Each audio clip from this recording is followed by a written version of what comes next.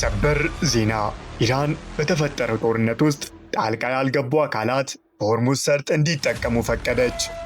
ይህ ለብዙዎች እፎይታንና ትልቅ ተስፋን የሰጠው ውሳኔ በውስጡ ምን ይዟል የሚለውን ዳሰነዋል።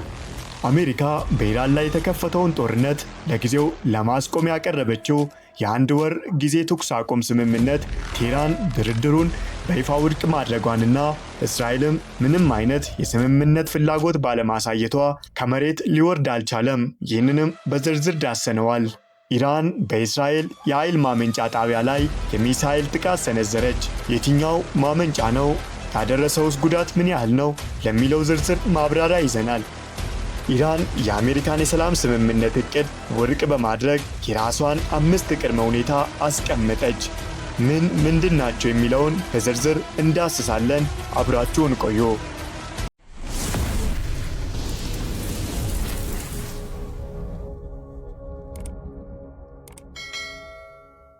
ኢራን በተፈጠረው ጦርነት ውስጥ ጣልቃ ያልገቡ አካላት በሆርሙዝ ሰርጥ እንዲጠቀሙ ፈቀደች።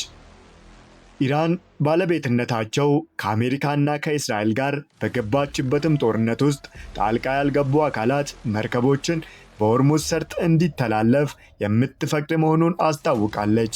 ኢራን ጦርነት ያወጁብኝ ጠባጫሪ ሀገራትና አጋሮቻቸው ብላ ከለየቻቸው አካላት ውጪ ያሉ መርከቦች በሆርሙዝ ሰርጥ እንዲተላለፉ መፍቀዷን ይፋ አድርጋለች። ይህንን ውሳኔዋንም ለተባበሩት መንግስታት ጸጥታው ምክር ቤትና ለዓለም አቀፍ የባህር ትራንስፖርት ድርጅት ገልጻለች። ውሳኔውን የተመለከተ ሰነድም በኢራን የውጭ ጉዳይ ሚኒስቴር በኩል ለተባበሩት መንግስታት ዋና ጸሐፊ አንቶኒዮ ጉተሬሽ እና ለ176 የዓለም አቀፍ የባህር ትራንስፖርት ድርጅት አባላት እንዲደርስም ተደርጓል። በሆርሙዝ ሰርጥ እንዲተላለፍ የተፈቀደላቸው መርከቦች የኢራን ባለስልጣናት የሚያስተናግዱም እንደሆነ የሮይተርስ ዘገባ አመልክቷል። ራሷን ለመከላከል በሆርሙዝ ሰርጥ ላይ አስፈላጊ ውሳኔዎችን እንደምታስተላልፍ የገለጸችው ኢራን የሆርሙዝ ሰርጥን በመጠቀም ጥቃት እንዲፈጸምባት የማትፈቅድ መሆኑንም ገልጻለች። የተፈጥሮ ጋዝና ነዳጅ ከሚተላለፍባቸው መስመሮች መካከል ቁልፍ የሆነው የሆርሙዝ ሰርጥ የተከሰተውን ጦርነትንም ተከትሎ ስጋት ላይ በመውደቁ የዓለም ነዳጅ ዋጋ እንዲጨምርም ምክንያት ሆኗል። በዚህም የተነሳ ሀገራት በጋዝና በነዳጅ አጠቃቀማቸው ላይ ከቁጠባ ጋር የተያያዘ እርምጃን እየወሰዱ መሆኑም ይታወቃል።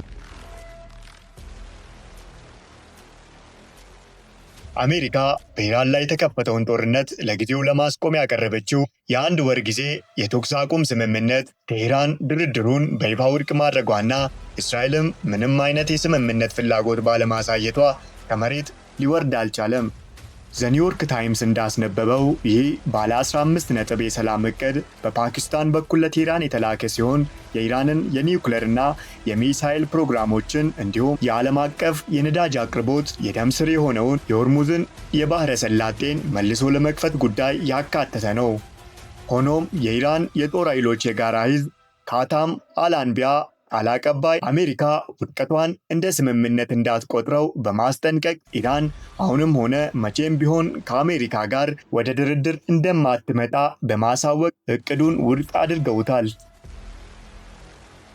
ምንም እንኳን በኢራን በኩል ስምምነቱን ውድቅ የሚያደርግ ጠንካራ መግለጫዎች ቢወጡም አንዳንድ የውስጥ መረጃ ምንጮች ግን ቴህራን ጦርነቱን ሊያቆም የሚችል ዘላቂ ሰላም ሐሳብ ለማዳመጥ ፈቃደኛ መሆኗን ይጠቁማሉ። በፓኪስታን የኢራን አምባሳደር ሬዛ ሐሚር ሞጋዳም በበኩላቸው ከትራምፕ አስተያየት በተቃራኒ እስካሁን ከአሜሪካ ጋር የተደረገ ቀጥተኛም ሆነ ቀጥተኛ ያልሆነ ድርድር አለመኖሩን አረጋግጠዋል።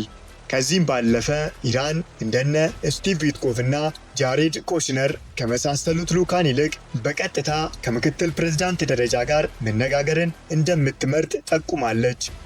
ይሁን እንጂ ተደጋጋሚው የአሜሪካና የእስራኤል አየር ጥቃት የኢራንን የጦርና የፖለቲካ አመራር መዋቅርን ክፉኛ ስላስተጓጎላቸው ከዚህ የሰላም እቅድ ላይ ትክክለኛው ውሳኔ ሊሰጥ የሚችለው አካል ማን እንደሆነ እንኳን በግልጽ የማይታወቅበት የፖለቲካ ትርምስ ውስጥ ትገኛለች።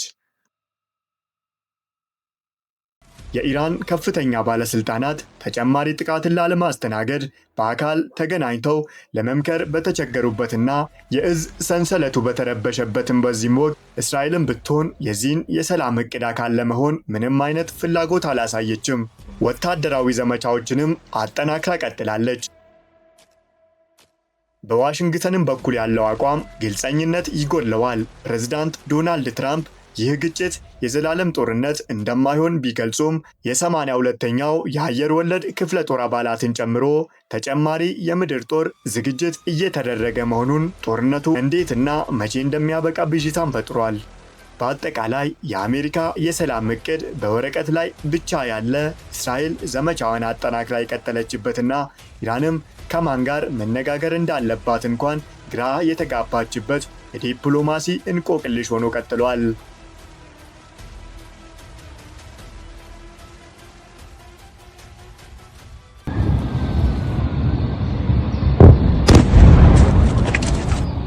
Sirens blare, missiles incoming, and Israel's power.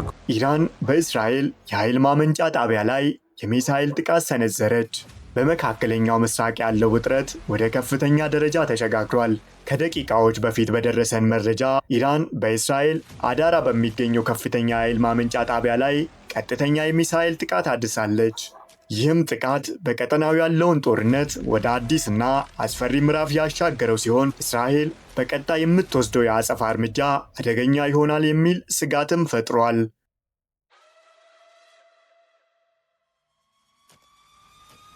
የአዲራ የኃይል ማመንጫ ጣቢያ መመታት በእስራኤል የኤሌክትሪክና የኃይል አቅርቦት ላይ ከፍተኛ መስተጓጎል ሊፈጥር እንደሚችልም ተሰግቷል።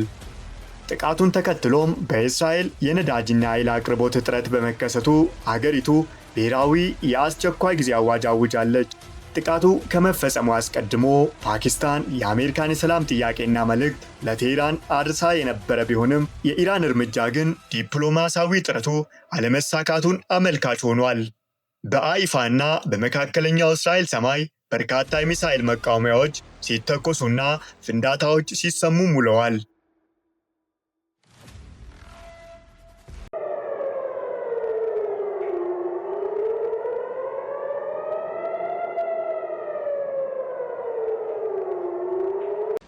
ይህ የኢራን እርምጃ እስራኤል ጠንካራ የአጸፋ እርምጃ እንደምትወስድ ሊያነሳሳት ስለሚችል ቀጠናው ወደ ሰፊ የክልላዊ ጦርነት ሊገባ እንደሚችል የዓለም አቀፍ ተንታኞች ስጋታቸውን እየገለጹ ነው። ኢራን የአሜሪካን የሰላም ስምምነት ውድቅ በማድረግ የራሷን 5 ቅድመ ሁኔታ አስቀመጠች። ኢራን የአሜሪካው ፕሬዝዳንት ዶናልድ ትራምፕ ያስቀመጡትን ባለ 15 ነጥብ የሰላም ስምምነት እቅድን ውድቅ በማድረግ ጦርነቱን ለማቆም የራሷን 5 ቅድመ ሁኔታዎችን አስቀመጠች።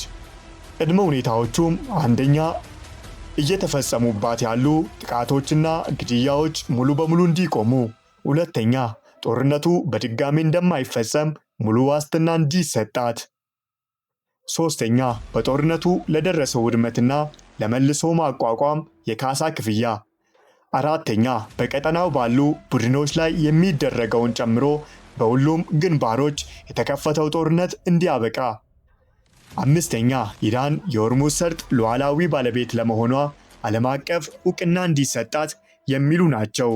ጦርነቱን ለማስቆም ከሁሉም ወገኖች የሰላም እቅድ ሐሳቦች እየወጡ ባሉበት በዚህም ሰዓት ኢራን የእስራኤል የኃይል ተቋማት ላይ የሚሳኤል ጥቃት መሰንዘሯንና በቀጠናው ሀገራት ላይም ተደጋጋሚ ጥቃት እያደረሰች እንደምትገኝ ዘገባዎች ያመላክታሉ።